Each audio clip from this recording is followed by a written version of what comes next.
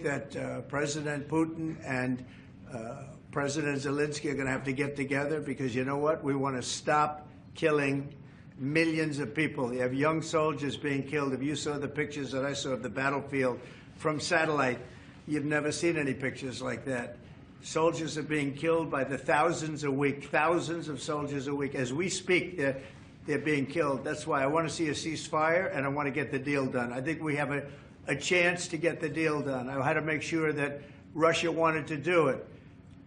It's a war that would have never happened if I was president, but it did happen. So I got stuck with it, and I want to stop people from being killed. You know, it doesn't affect the United States very much. It's on the other side of the ocean. It does affect Europe, and we've put in 3 times more money. We're in for $300 billion. They're in for $100 billion. And, you know, Europe is also doing it in the form of a loan. Biden just gave them money. There was no loan. There was no security. There was no anything.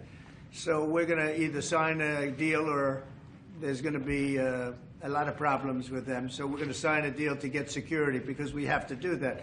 We're spending our treasure. They're spending their blood. They are.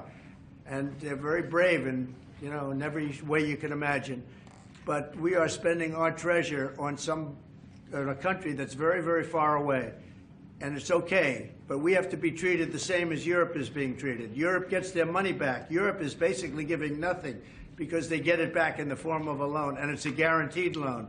We don't get our money back, and we're losing. I mean, we don't want to do that anymore, so we're signing an agreement, hopefully in the next fairly short period of time, that will assure us that we'll get $400 or $500 billion back. We're in there for $300 billion. Now, one other thing.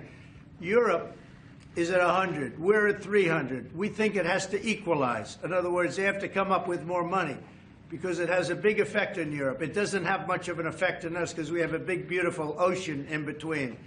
But it does affect. And Biden should have never gotten us into this mess. We had an incompetent president who got us into a mess. But we're going to get you out of it. The same thing in the Middle East. We're going to have some good news in the Middle East. What happened yesterday, the sight of those babies was not acceptable to anybody. Nobody's seen anything like it.